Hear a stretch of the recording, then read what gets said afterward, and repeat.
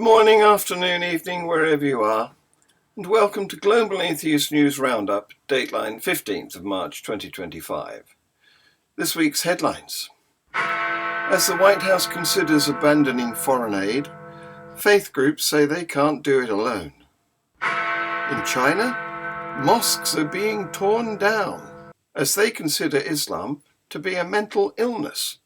A Sunni Muslim Syrian man boasted about the slaughter of 9,000 Alawites. Whole families have died in recent Syria violence, says the UN. A Palestinian migrant who made antisemitic posts has been charged. The UK government rejects a call for an inquiry into the murder of an MP. Oklahoma's schools chief is out to raise funds for Trump-endorsed Bibles. A former bishop has been jailed for sex attacks on a boy. 14 LGBTQ-affirming ministers in Oklahoma lose their credentials. Here is the news in detail. Responding to reports that President Trump's administration has touted zeroing out foreign aid, faith-based groups that receive government funding to offer assistance abroad and their religious allies are sounding the alarm that they cannot replace the agency's crucial relief funds on their own. At a meeting that took place on February the 28th, Peter Marocco, the Deputy Administrator of the U.S. Agency for International Development, and a group of mostly evangelical Christian humanitarian aid groups discussed the administration's dismantling of USAID and its 90-day freeze on foreign aid funding.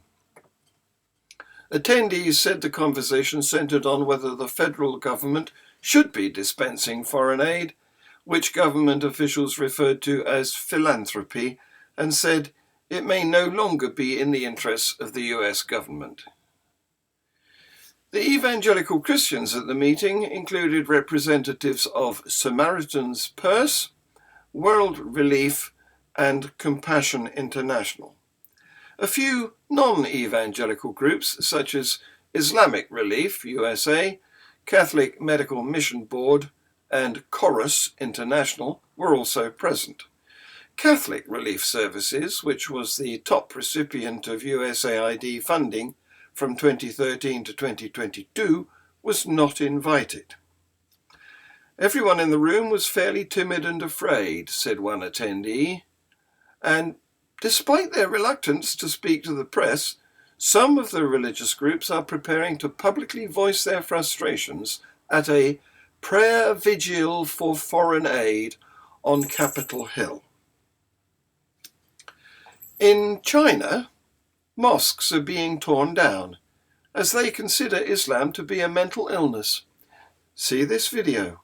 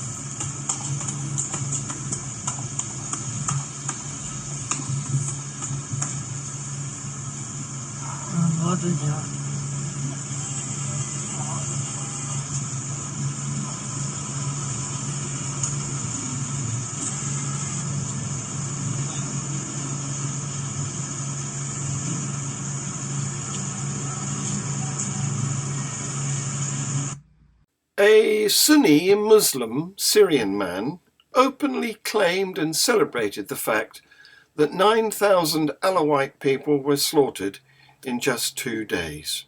See this video. اجت الأخبار هلا هذا رقم أكيد، يعني العدد صار 9000 من هدوك بالساحل. كمل سعيد، حتى الحيتان بالبحر عم تشكرنا، حتى القرش سمك القرش عم يتشكرنا على الدعم الإنساني والغذاء اللذيذ. كله الحمد لله. وصل العدد ل 9000. أنا عرفان شو عم بحكي، 9000. حتى قبل ساعة ونحن مفكرين 4000، 4 وشوي. أما الآن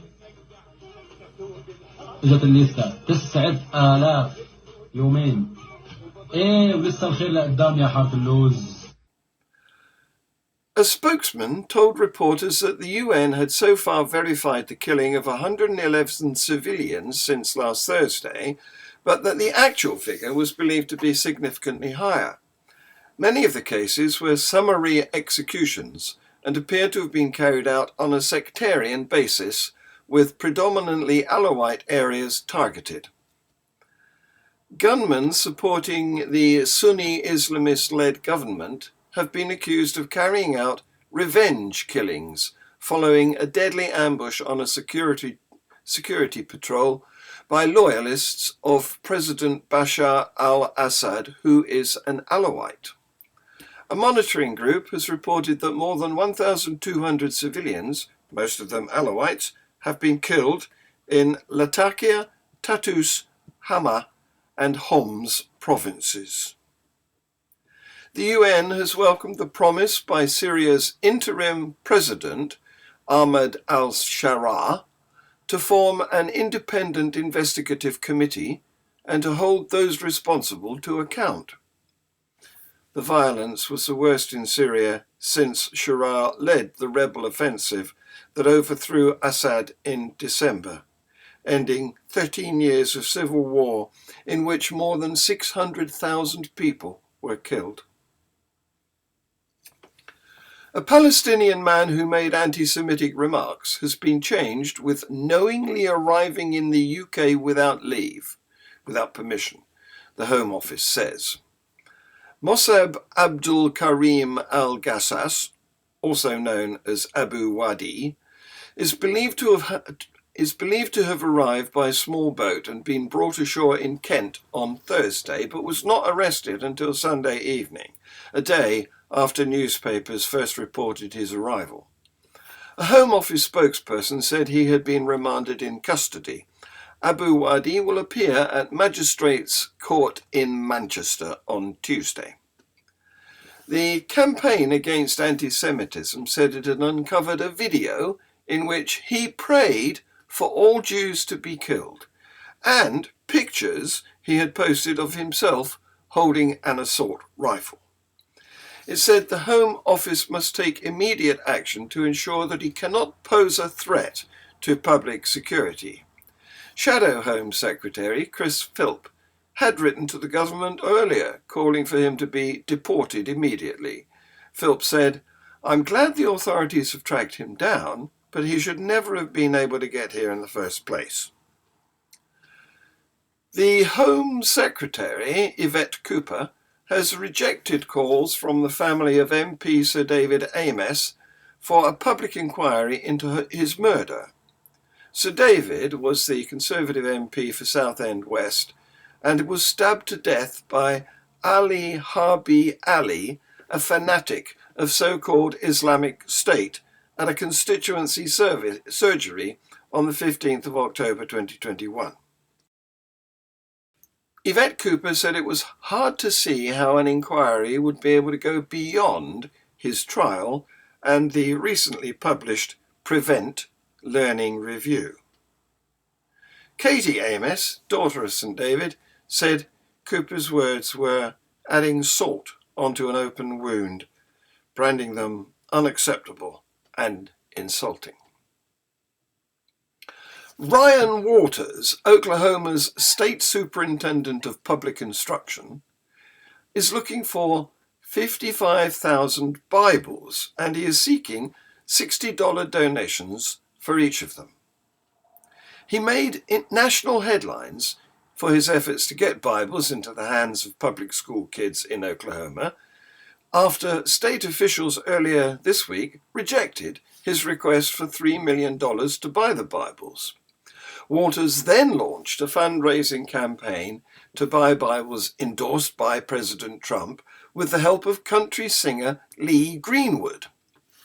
We faced opposition from left-wing activists in the state, left-wing legal groups, and frankly, we've had some Republicans that haven't wanted to step up for the initiative, Waters said, adding that he is grateful to Lee Greenwood for stepping up and lending a hand. Waters and Greenwood teamed up to launch a Bibles for Oklahoma campaign to purchase copies of Greenwood's God Bless the USA Bible, which will then be donated to schools. The God Bless the USA Bible includes within it the King James Version, along with patriotic documents like the Constitution and Declaration of Independence. The goal of this campaign is to provide copies of the God Bless the USA Bible to as many schools within the state of Oklahoma Department of Education as possible, according to the campaign's website. A former bishop has been jailed for sexually abusing a boy over a 5-year period when he was a priest. Anthony Pierce, 84, who was Bishop of Swansea and Brecon between 1999 and 2008, pleaded guilty to 5 counts of indecent assault on a child under the age of 16. Swansea Crown Court heard the offences, which included sexual touching, happened between 1985 and 1990, while Pierce was a parish priest in West Cross, Swansea. Sentencing Pierce to 4 years and 1 month, half of which he will serve behind bars, Judge Catherine Richards said, "You exploited his age and your position of trust." Reading a statement in court, the victim said he remembered exactly how he felt as the abuse took place and had an overwhelming sense of embarrassment as he could not feel the courage to say no. "I have very low self-esteem and self-worth. I do not have friends. I feel trapped as I'm unable to move past the trauma of what happened," he said. He'd become dependent on alcohol as a teenager and had been left unable to form relationships. He added that he felt an overwhelming sense of relief after speaking out and felt that he had been released from something that's had a hold over him all these years. Grinning before a congregation on the outskirts of Indianapolis, a woman named Rhonda was baptized in a horse trough in 2014 as her girlfriend and kids looked on. A decade later, the pastor who baptized her that day at the Southeast Project, a Church of God and Anderson, Indiana congregation, presided over her funeral, the anniversary of which was this week.